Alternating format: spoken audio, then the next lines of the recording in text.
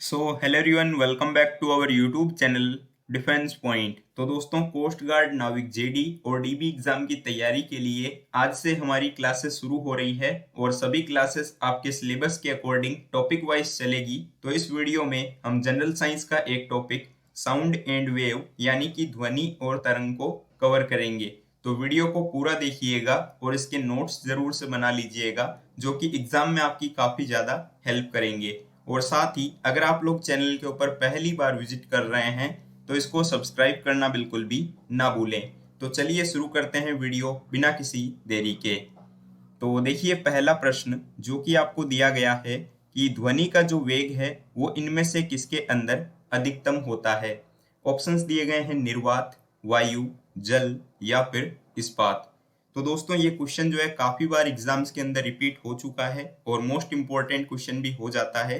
तो आंसर के बारे में बात करने से पहले हम ये समझेंगे कि ध्वनि यानी कि साउंड क्या होती है। ठीक है, तो अगर हम बात करें कि साउंड क्या है तो हम बोल सकते हैं कि ध्वनि जो है वो एक प्रकार का कंपन या फिर विक्षोभ होती है, जो कि किसी ठोस, द्रव या फिर गैस माध्यम से होकर के संचरित होती है। और दोस्तों याद रखिएगा कि ध्वनि का जो वेग है वो ठोसों में सबसे अधिक होता है, द्रवों में उससे कम होता है और गैसों में जो है सबसे कम होता है। ठीक है, और ध्वनि की जो चाल है वो माध्यम की प्रत्यास्थता के ऊपर निर्भर करती है। तो यहाँ पर पूछा गया था कि ध्वनि का जो वेग है वो अधिकतम किस में होगा, तो यहाँ पे आपका राइट आंसर हो जाएगा ऑप्शन डी, स्टील यानी कि इस्पात में, क्योंकि ये जो है ठोस है। ठीक है, इसके अलावा दोस्तों आपसे पूछा जा सकता है विभिन्न माध्यमों में ध्वनि की चाल कितनी होती है। तो आप लोग याद रखेंगे कि अगर हम बात करें वायु को लेकर, तो वायु में जो है ध्वनि की चाल होती है 332 मीटर पर सेकंड। ठीक है, इसके अलावा अगर आपसे पूछा जाए कांच के अंदर वायु की चाल क्या होती है, तो याद रखेंगे कि कांच के अंदर जो है ध्वनि की चाल जो है वो 3980 मीटर पर सेकंड होती है। और स्टील यानी कि इस्पात को लेकर अगर बात की जाए तो स्टील में जो है ध्वनि की चाल होगी आपके 5960 मीटर पर सेकंड में है ये वैल्यू। ठीक है, चलिए अब देखिए प्रश्न संख्या 2। यहाँ पे क्वेश्चन आपको दिया गया है कि वायु में जो है ध्वनि तरंगें किस प्रकार की होती है। तो ऑप्शंस दिए गए हैं तिरछी, अनुदैर्ध्य, विद्युत चुंबकीय या फिर ध्रुवीकृत। तो यहाँ पे दोस्तों आपका राइट आंसर हो जाएगा ऑप्शन बी, अनुदैर्ध्य यानी कि लॉन्गिट्यूडनल। ध्वनि तरंगे जो है वो यांत्रिक अनुदैर्ध्य तरंगे होती है और अनुदैर्ध्य तरंगे जो है वो सभी माध्यमों में यानी कि ठोस, द्रव और गैस के अंदर संचरण कर सकती है। ठीक है, नाउ क्वेश्चन नंबर 3। और ये क्वेश्चन जो है आप लोगों के लिए नया क्वेश्चन हो जाता है, तो इसको भी थोड़ा ध्यान से समझिएगा। यहाँ पे आपको क्वेश्चन दिया हुआ है कि परा उच्च आवृत्ति यानी कि यूएचएफ की जो तरंगे हैं वो साधारणतया कहाँ पर संचरित की जाती है। ऑप्शंस दिए गए हैं भू तरंगों के रूप में, आकाश तरंगों के रूप में, अंतरिक्ष तरंगों के रूप में या फिर पृष्ठ तरंगों के रूप में। तो यहाँ पे दोस्तों इस सवाल का सही जवाब होगा ऑप्शन नंबर सी, परा उच्च आवृत्ति यानी कि यूएचएफ। ये जो तरंगे होती है ये अंतरिक्ष तरंगों के रूप में संचरित की जाती है। ठीक है, और ये विद्युत चुंबकीय विकिरण की एक पट्टी होती है जिसकी जो आवृत्ति है यानी कि फ्रीक्वेंसी वो 300 मेगाहर्ट्ज से लेकर 3 गीगाहर्ट्ज के बीच में होती है। ठीक है, और अगर बात की जाए कि इन यूएचएफ का यूज क्यों किया जाता है, तो दोस्तों आजकल के टाइम पे जो है आधुनिक मोबाइल फोन में, दूरदर्शन के प्रसारण में जो है इनका यूज होता है। और एक चीज दोस्तों मैं आपको बताना चाहूंगा कि आप लोग जो है हमारे टेलीग्राम ग्रुप को जरूर से ज्वाइन कर लीजिएगा, जिससे कि आप लोगों को डेली रेगुलर क्विज और पीडीएफ वगैरह मिलती रहेगी। तो टेलीग्राम ग्रुप की जो लिंक है वो भी आपको इस वीडियो के डिस्क्रिप्शन बॉक्स में दी गई है।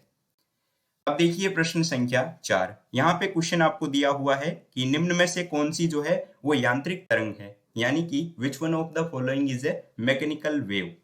तो ऑप्शन है आपके पास में रेडियो तरंगे, एक्स तरंगे, प्रकाश तरंगे या फिर ध्वनि तरंगे। तो यहाँ पे दोस्तों आपका सही जवाब होगा option number D, sound waves, यानी कि जो ध्वनि तरंगे हैं ये यांत्रिक तरंगे होती है। ठीक है, और अगर बात करें कि मैकेनिकल वेव्स यानी कि यांत्रिक तरंगे किसको बोलते हैं, तो यांत्रिक तरंगे वो तरंगे होगी जिसमें किसी भी माध्यम में यानी कि ठोस, द्रव और गैस में संचरित होती है। यानी कि सिंपली ये बोला जा सकता है कि यांत्रिक तरंगों के संचरण के लिए जो है माध्यम की आवश्यकता पड़ती है। लेकिन दोस्तों अगर आप लोग बाकी ऑप्शंस को देखेंगे, रेडियो तरंगे, एक्स तरंगे, तो इनके लिए आपको पता है कि किसी भी माध्यम की आवश्यकता नहीं होती है। तो सही जवाब हो जाएगा option D, sound waves. Now question number 5, और यहाँ पे देखिए क्वेश्चन है आपके पास में कि दो उत्तरोत्तर सुरंग और दो उत्तरोत्तर गर्त के बीच की जो दूरी होती है इनको किस नाम से जाना जाता है। ऑप्शन हैं आयाम, तरंगदैर्ध्य, आवृत्ति या फिर इनमें से कोई नहीं। तो याद रखेंगे कि दो उत्तरोत्तर सुरंग और दो उत्तरोत्तर गर्त के बीच की जो दूरी होती है ना, इसको हम लोग तरंगदैर्ध्य यानी कि वेवलेंथ बोलते हैं। और दोस्तों आप लोगों ने पढ़ा होगा v is equal to n lambda होता है, ठीक है। तो यहाँ पे ये जो लेमडा है ना, इसको हम तरंगदैर्ध्य बोलते हैं। या फिर आप ये भी बोल सकते हैं तरंग का वेग इज इक्वल टू आवृत्ति इंटू तरंगदैर्ध्य, ठीक है। नाउ क्वेश्चन नंबर 6, और ये क्वेश्चन जो है काफी इंपॉर्टेंट हो जाता है और बार बार एग्जाम्स में देखने को मिलता है। तो यहाँ पे क्वेश्चन है आपके पास में कि मनुष्य की जो श्रव्यता की सीमा है यानी कि हियरिंग रेंज वो क्या है, ठीक है। तो यहाँ पर दोस्तों अगर आप लोग इन ऑप्शंस को देखेंगे तो यहाँ पे आपका राइट आंसर हो जाएगा ऑप्शन ए। लेकिन इससे पहले आप ये समझिए कि श्रव्य तरंगे होती क्या है। तो दोस्तों ऐसी निश्चित आवृत्ति की तरंगे जिसे सुनने के लिए मनुष्य के कान सुग्राही होते हैं उनको हम श्रव्य तरंगे बोलते हैं, ठीक है। यानी कि 20 हर्ट्ज से लेकर 20,000 हर्ट्ज के बीच की जो आवृत्ति वाली तरंगे होती है इनको हम श्रव्य तरंगे बोलते हैं और इनको मनुष्य जो है अपने कानों के द्वारा सुन सकते हैं। अब देखिए प्रश्न संख्या 7, यहाँ पे आपको सवाल दिया गया है कि जो सोनार होता है उसका यूज जो है सबसे अधिक किसके द्वारा किया जाता है। ऑप्शंस हैं डॉक्टर, इंजीनियर, अंतरिक्ष यात्री या फिर नेविगेटर्स यानी कि नौ संचालक। तो अगर हम बात करें सबसे पहले सोनार के फुल फॉर्म को लेकर, क्योंकि काफी बार एग्जाम में देखा गया है कि सोनार का फुल फॉर्म भी पूछा जाता है, तो आप याद रखेंगे साउंड नेविगेशन एंड रेंजिंग, जो कि सोनार का फुल फॉर्म होता है। और दोस्तों सोनार का जो उपयोग है वो नौ संचालक यानी कि जो नेविगेटर्स होते हैं ना, इनके द्वारा जो है जल के अंदर संचार या फिर जो है वस्तुओं का पता लगाने के लिए किया जाता है। और दोस्तों आप लोग ये भी याद रखिएगा कि सोनार के अंदर जो है पराश्रव्य तरंगों को हम यूज में लेते हैं, क्योंकि ये क्वेश्चन भी बार बार एग्जाम में रिपीट होता है। नाउ क्वेश्चन नंबर 8, और यहाँ पे देखिए इसी क्वेश्चन को हम डिटेल में पढ़ेंगे। यहाँ पे आपके पास में सवाल है कि सोनार में जो है हम इनमें से किसका उपयोग करते हैं। ऑप्शंस हैं रेडियो तरंगों का, श्रव्य ध्वनि तरंगों का, पराश्रव्य तरंगों का या फिर अवश्रव्य तरंगों का। तो सोनार का फुल फॉर्म मैंने आपको बता दिया है, साउंड नेविगेशन एंड रेंजिंग होता है, जिसके द्वारा समुद्री गहराई वगैरह मापी जा सकती है। इसके अलावा जो है संचार के लिए इसको यूज में लिया जा सकता है। और आप लोग याद रखेंगे कि सोनार के अंदर जो है आपके पराश्रव्य तरंगे यानी कि अल्ट्रासोनिक वेव्स को यूज में लिया जाता है, ठीक है। तो right answer will be option B, C. Now question number 9, और यहाँ पे देखिए सवाल है आपके पास में कि निम्नलिखित में से कौन सा जो है वो विद्युत चुंबकीय विकिरण यानी कि टेलीविजन के दूरस्थ नियंत्रण के लिए प्रयोग में लिया जाता है। ऑप्शन है आपके पास में अवरक्त, पराबैंगनी, सूक्ष्म तरंगे या फिर इनमें से कोई नहीं। तो देखिए सबसे पहले अगर हम बात करें ना कि विद्युत चुंबकीय तरंगे क्या होती है, ठीक है। तो दोस्तों विद्युत चुंबकीय तरंगे ऐसी तरंगे होती है जिनको संचरण के लिए किसी भी माध्यम की आवश्यकता नहीं पड़ती, यानी कि बोलने का मतलब ये है कि ये जो है निर्वात में भी संचरित हो सकती है। फॉर एग्जाम्पल प्रकाश तरंगे, रेडियो तरंगे, एक्स किरणें, ये सब जो है इसका एग्जाम्पल हो जाएगा, ठीक है। तो यहाँ पर दोस्तों आपका राइट आंसर होगा option number A, infrared waves यानी कि अवरक्त तरंगे, जो कि टीवी चलाने के लिए टीवी रिमोट में यूज में ली जाती है, ठीक है। और अगर आपको वीडियो पसंद आ रहा हो, क्वेश्चन समझ आ रहे हो, तो वीडियो को लाइक जरूर से करिएगा, जिससे कि हमें काफी ज्यादा मोटिवेशन मिलता है। नाउ क्वेश्चन नंबर 10, और यहाँ पे क्वेश्चन आपके पास में कि जब दो लोग आपस में बात करते हैं तब कितने डेसिबल की ध्वनि उत्पन्न होती है, ठीक है। तो देखिए दोस्तों इस क्वेश्चन का जो आंसर है वो आपको इंटरनेट के ऊपर थोड़ा सा अलग देखने को मिलता है और काफी सारी बुक्स के अंदर जो है अलग देखने को मिलता है। तो ऐसे में जो है हम ऑप्शंस के अकॉर्डिंग क्वेश्चन को सॉल्व करेंगे। तो देखिए ऑप्शन है कि 5 डेसिबल, 10 डेसिबल, 60 डेसिबल या फिर 100 डेसिबल। तो याद रखिएगा कि जब भी दो लोग आपस में बातचीत करते हैं ना, तब लगभग जो है आपके 60 डेसिबल की ध्वनि उत्पन्न होती है। तो राइट आंसर हो जाएगा ऑप्शन नंबर सी, 60 डेसिबल, ठीक है।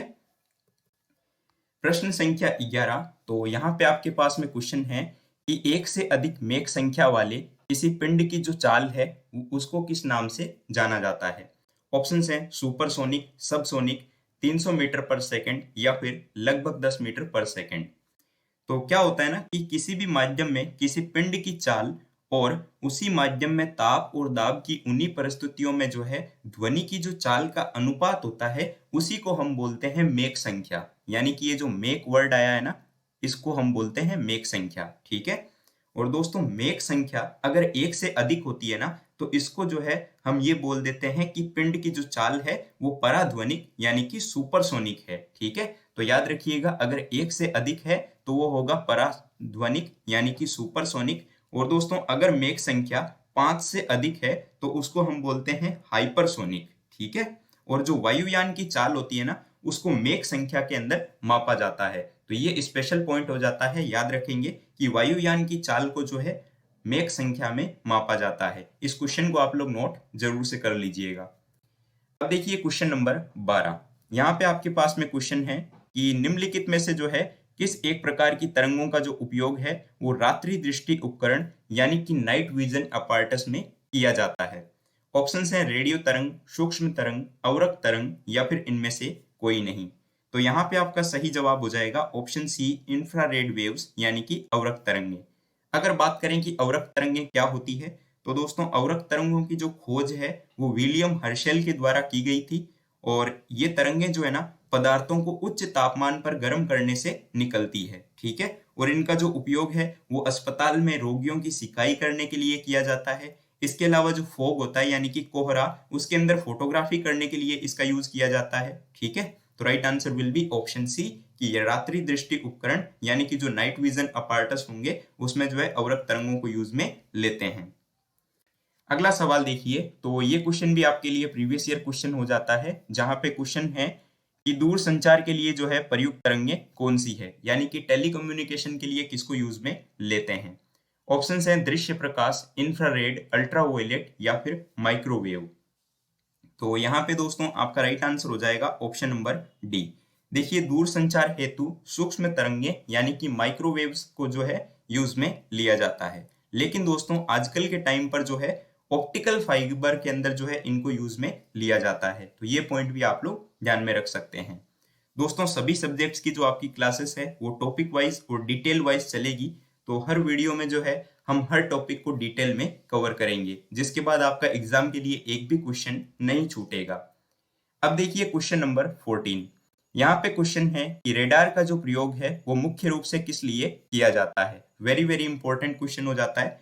तो रेडार को लेकर अगर हम बात करें तो सबसे पहले आप लोग इसका फुल फॉर्म याद रखेंगे, रेडियो डिटेक्शन एंड रेंजिंग। ठीक है। जिस प्रकार साउंड नेविगेशन एंड रेंजिंग था सोनार का, उसी तरीके से रेडार का हो जाएगा रेडियो डिटेक्शन एंड रेंजिंग। ठीक है। और रेडार का जो प्रयोग है वो रेडियो तरंगों द्वारा वस्तु की उपस्थिति और स्थिति का पता लगाने के लिए किया जाता है। ठीक है। इसके अलावा दोस्तों रेडार से ये भी तय किया जा सकता है कि जो वायुयान की गति या फिर जो उसकी दिशा है वो किस प्रकार से है। ठीक है। तो यहाँ पे आपका राइट आंसर हो जाएगा ऑप्शन नंबर सी कि रेडियो तरंगों द्वारा वस्तुओं की उपस्थिति और स्थिति का ज्ञात करने के लिए रेडार को यूज में लेते हैं।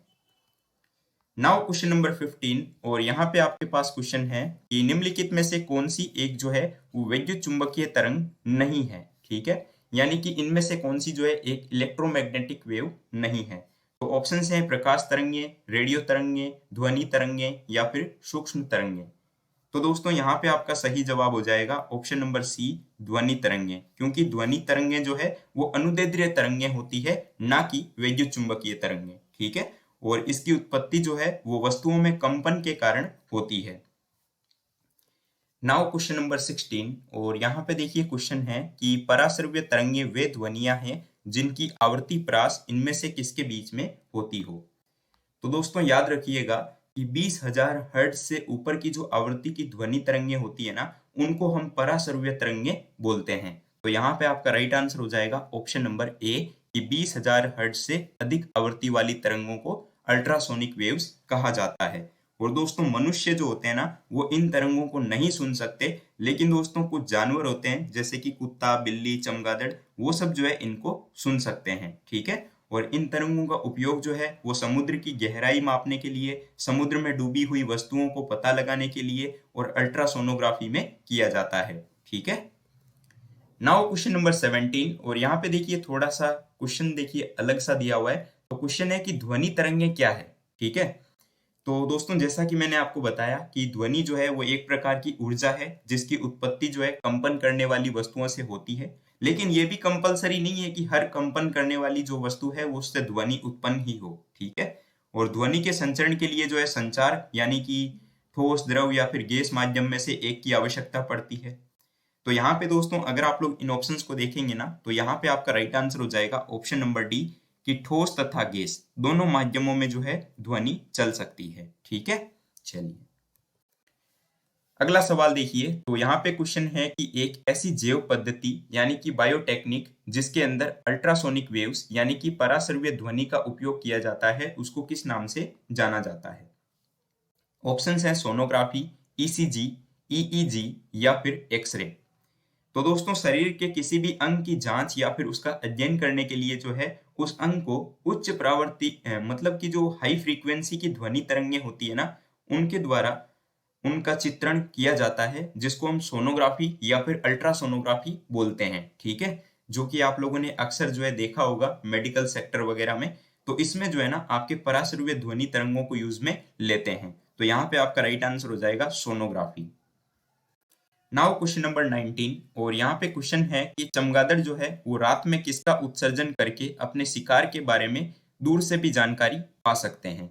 यानी कि चमगादड़ जो है वो शिकार करने के लिए इनमें से किसको यूज में लेते हैं।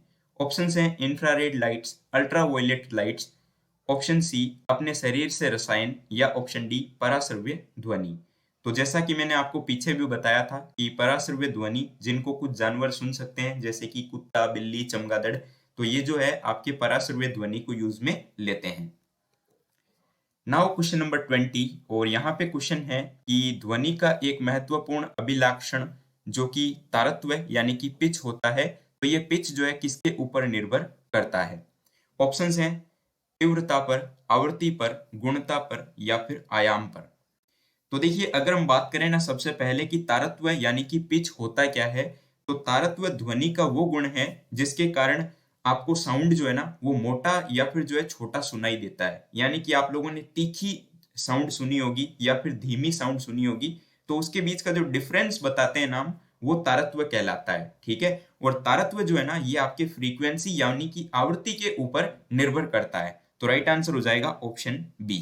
और दोस्तों याद रखिएगा कि जैसे जैसे ध्वनि की आवृत्ति बढ़ेगी ना, वैसे वैसे ध्वनि का तारत्व भी बढ़ता है, ठीक है।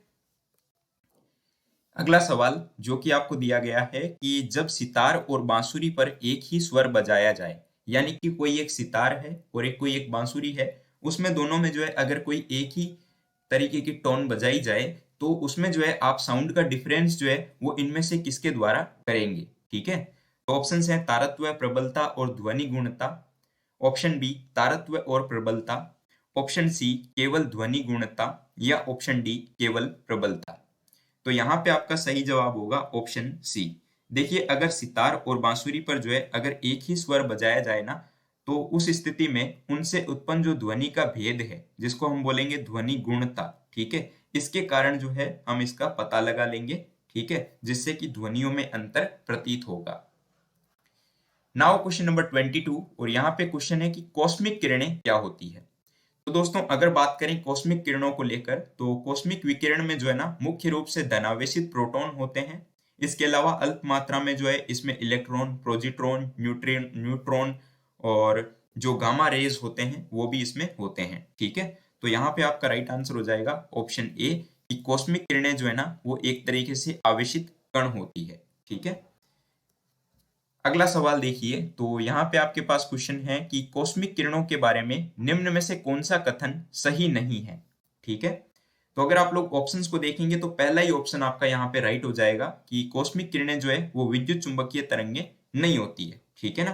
क्योंकि अगर हम बात करें कि विद्युत चुंबकीय तरंगे कौन कौन सी होती है, तो उनके कुछ गुण होते हैं जिनके द्वारा आप लोग उनके अंदर डिफ्रेंसिएशन बता सकते हैं। जैसे कि विद्युत चुंबकीय तरंगे उदासीन होती है, प्रकृति में ये अनुप्रस्थ होती है, और इसके अलावा ये प्रकाश के वेग से गमन कर सकती है, ठीक है।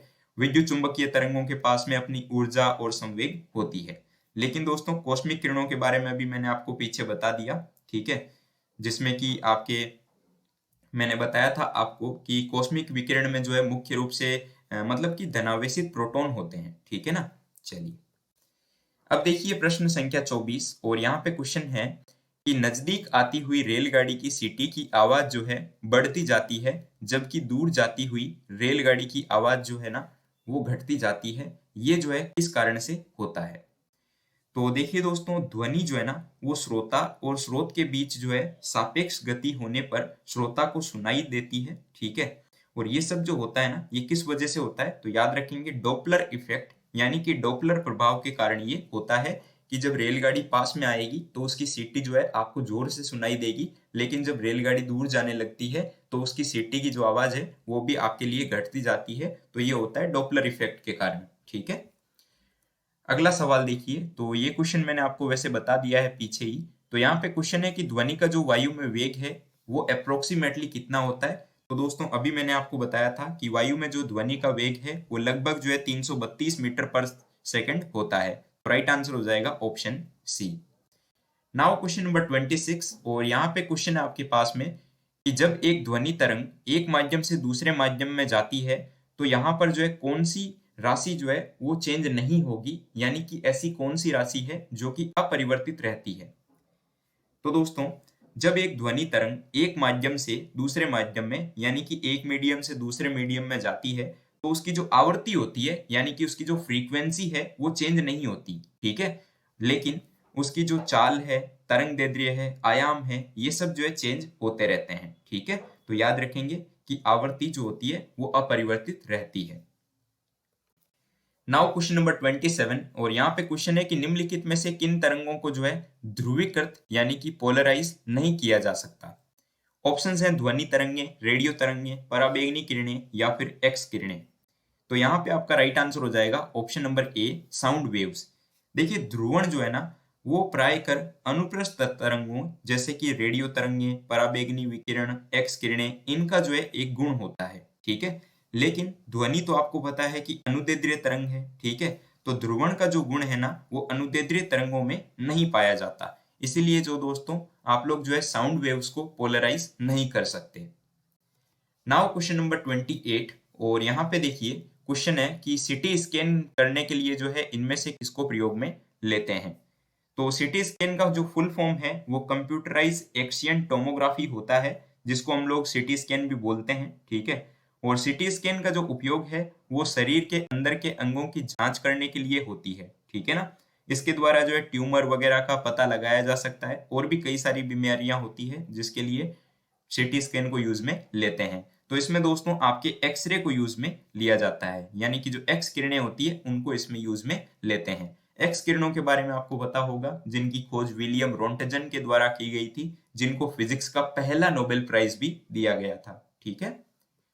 नाउ क्वेश्चन नंबर 29 और यहाँ पे क्वेश्चन है आपके पास में कि कौन सी तरंगे जो है वो शून्य में संचरण नहीं कर सकती, या फिर सिंपली ये बोला जा रहा है कि कौन सी तरंगे जो है वो निर्वात में नहीं चल सकती। तो मैंने आपको बताया कि साउंड वेव्स यानी कि जो ध्वनि तरंगे होती है उनके संचरण के लिए किसी भी माध्यम की आवश्यकता पड़ती है, चाहे वो ठोस हो, द्रव हो या फिर गैस हो, लेकिन माध्यम होना चाहिए। ये जो है निर्वात में नहीं चल सकती। तो राइट आंसर हो जाएगा ऑप्शन सी कि ध्वनि तरंगे जो है वो शून्य में संचरण नहीं करती है।